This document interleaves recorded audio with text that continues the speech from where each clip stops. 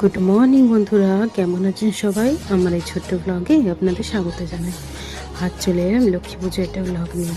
হ্যাঁ জানি, লক্ষ্মী পুজো অনেক আগেই চলে গেছে। আসলে আমার এই ভিডিওটা না পোস্ট করা হয়ে ওঠেনি। লক্ষ্মী পুজোর পরের দিনকেই ঘটে যায় বাড়িতে একটা দুর্ঘটনা, সেসব নিয়েও আপনাদেরকে বলবো। তাই স্কিপ না করে ভিডিওটা একদম শেষ অবধি দেখবেন।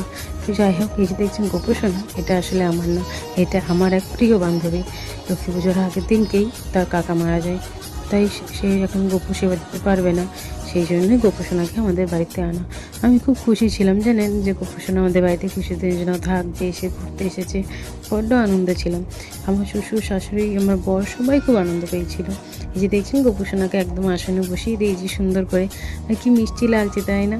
কালকেই ছিল লক্ষ্মী পুজো, যেন বিকেলবেলা হতেই আমি বেরিয়ে গেলাম বাজার করতে। আমার শ্বশুরমশাই খুবই ইচ্ছা ছিল এবারে লক্ষ্মী পুজোটা যেন আমি করি। দেখছেন মার্কেটে কি ভিড়! মার্কেটে এতটাই ভিড় ছিল যে হাঁটাও অসম্ভব হয়ে পড়ছিল। আমরা দুজন মিলে এখানে বেরিয়ে পড়েছি বাজার করতে। আর এই যে দর্শকর্মা দোকানে চলে এলাম। এখানে এতটাই বেশি ভিড় আর এতটাই বেশি লাইন পড়েছে, যেখানে অপেক্ষা করতে বসে পড়তে হলো। যে সামনে দেখুন কি সুন্দর লাগছে না জিনিসগুলো, বেশ একটু আকর্ষণীয়। তো যাই হোক, আমরা এখানে এখন লাইনে দাঁড়িয়ে আছি। আমার তো রীতিমতো পা ব্যথা হয়ে গেছিলো, ওই জন্য আমি এখানে বসে পড়েছিলাম। প্রচণ্ড রকম ভিড়, প্রচণ্ড রকম গরম।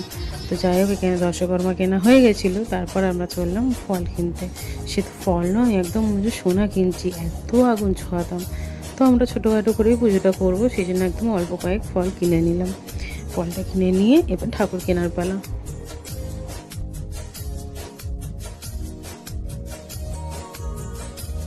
ফল আমাদের মোটামুটি কেনা হয়ে গেছে, তো এবার চলে যাবো ঠাকুরের মূর্তি কিনতে। এতটাই ভিড়, আপনাদের তো বললামই, একসাথে হাঁটা যাচ্ছিল না। আর এই যে ঠাকুরের দোকান, কত জায়গায় জায়গায় ঠাকুর, কোনটা কিনবো কোনটা ছাড়বো বুঝতে পারছিলাম না। প্রত্যেকটা ঠাকুরই যেন বেশ ভালো লাগছিল।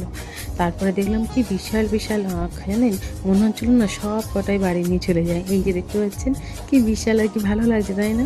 কিন্তু সব কটা বাড়ি নিয়ে গিয়ে করতাম, তাই একটাই কিনলাম। এখানে আখটা কেনা হয়ে গেছে, তারপর চলে যাবে ঠাকুর কিনতে। এই যে আমার বর পেছন থেকে হাত বাড়াচ্ছে। এতটাই ভিড়, আপনাদের তো বললাম একসাথে হাঁটা যাচ্ছে না। আর এখানকার রাস্তাঘাট না অতটা চিনি না, তাই বর পেছন থেকে হাত বাড়াচ্ছে। এই যে দেখুন কি সুন্দর লাগে ঠাকুরগুলো তাই না? একটা জিনিস জানেন তো, খেয়াল করলাম কোনো ঠাকুরের মুখেই না হাসি নেই। হাসি থাকবেই বা কী করে? দেশের শত শত লক্ষ্মী যে কাঁদছে, তার মা কী করেই বা হাসবে তাই না? তো যাই হোক, এখানে ঠাকুর পছন্দ করে নিয়ে চলে এলাম বাড়িতে। আমি তো জোগাড় দিতে পারি না, তাই শাশুড়ি এখন জোগাড় দিচ্ছে।